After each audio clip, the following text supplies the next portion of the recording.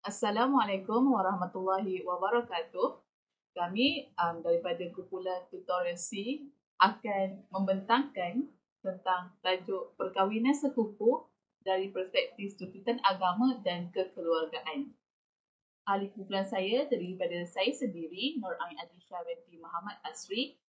Seterusnya rakan saya, Nur Suhaiza binti Saharan. Dan seterusnya, Nur Atira Khairunisa binti Mansur. Islam telah meletakkan garis panduan yang sewajarnya dalam memilih pasangan, kita perlu berlandaskan kepada konsep kafa'ah. Kafa'ah adalah merupakan satu kaedah yang dianjurkan oleh Islam sebagai pertimbangan untuk mendapatkan pasangan hidup yang berkualiti dari aspek jasmani, rohani dan material.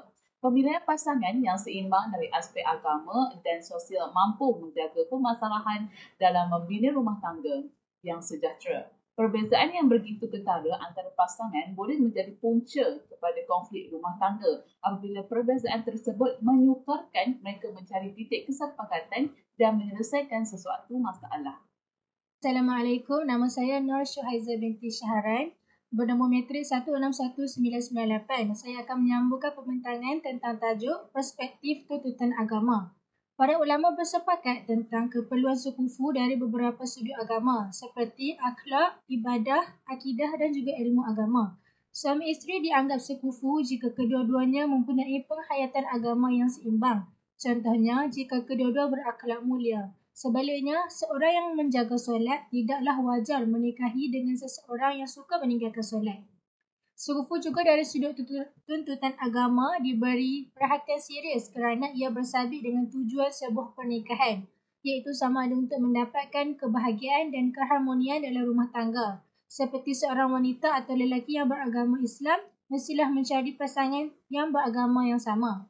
Walau bagaimanapun, Islam tidaklah menolak perkahwinan tidak sekufu kerana sekufu sahaja tidaklah memadai dalam perkahwinan.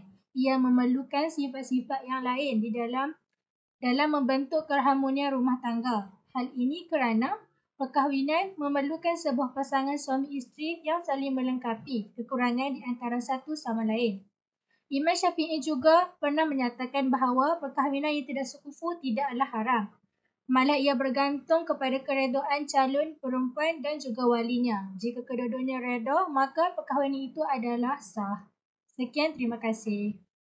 Assalamualaikum. Seterusnya saya akan menyambung perbincangan kami iaitu sekufu dari sudut kekeluargaan. Sekufu dari sudut kekeluargaan pula meliputi soal pekerjaan dan keturunan. Ini pendapat jumhur ulama. Walau bagaimanapun, ulama mazhab Hanafi dan Hambali menambah satu lagi faktor iaitu kekayaan.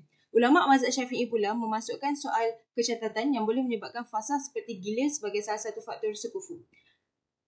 Itu yang dinyatakan sebagai salah satu faktor keturunan, di mana sekiranya seseorang itu merupakan seorang insan yang normal, adalah sebaik mungkin dia mengahwini orang yang sekufu dengannya. Dan sekiranya dia mempunyai masalah kecacatan, adalah lebih baik untuk dia berkahwin dengan orang yang sekufu agar mudah untuk mereka berinteraksi antara satu sama lain. Berdasarkan konsep ini, Islam menggalakkan setiap pasangan itu agar tidak mempunyai perbezaan yang terlalu jauh.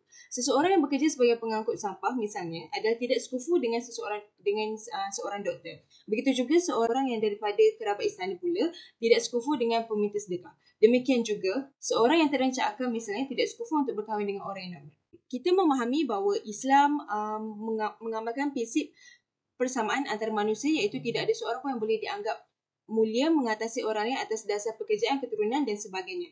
Sebaliknya, ketinggian darjat seseorang itu adalah dari sudut ketakwaan. Allah berfirman yang bermaksud, sesungguhnya orang yang paling mulia antara kamu ialah orang yang paling bertakwa. Surah Al-Hujurat ayat ke-13.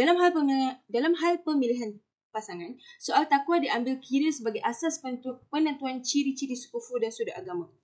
Ini kerana soal pemilihan pasangan berdasarkan faktor-faktor itu lebih kepada hak peribadi. Maka apabila seorang wanita memilih seorang lelaki dan menolak seorang lelaki lain atas pertimbangan faktor sekufu dan sebagainya, maka dia tidak boleh dianggap melakukan penghinaan kepada lelaki yang ditolak itu. Selain daripada itu, konsep ini juga terbina atas prinsip sadal zara'i, iaitu menghalang laluan ke arah kerosakan. Berdasarkan pengalaman-pengalaman lalu yang kita boleh lihat dan boleh jadikan sebagai pengajaran. Dan penelitian kepada cenderungan manusia, perkahwinan antara dua pasangan yang tidak sekufu banyak membawa kepada krisis rumah tangga. Justeru, konsep sekufu ini berperanan untuk mengelakkan atau mengurangkan risiko krisis kekeluargaan. Sekian daripada saya. Dengan itu, maka berakhirlah perbincangan kami pada hari ini. Sesuai dengan hadis Rasulullah SAW dari Abi Hurairah radhiyallahu anhu bahawa Rasulullah bersabda, wanita itu dinikahi kerana 4 hal, kerana agamanya, nasabnya, hartanya dan kecantikannya. Maka perhatilah agamanya, kamu akan selamat. Sekian, terima kasih.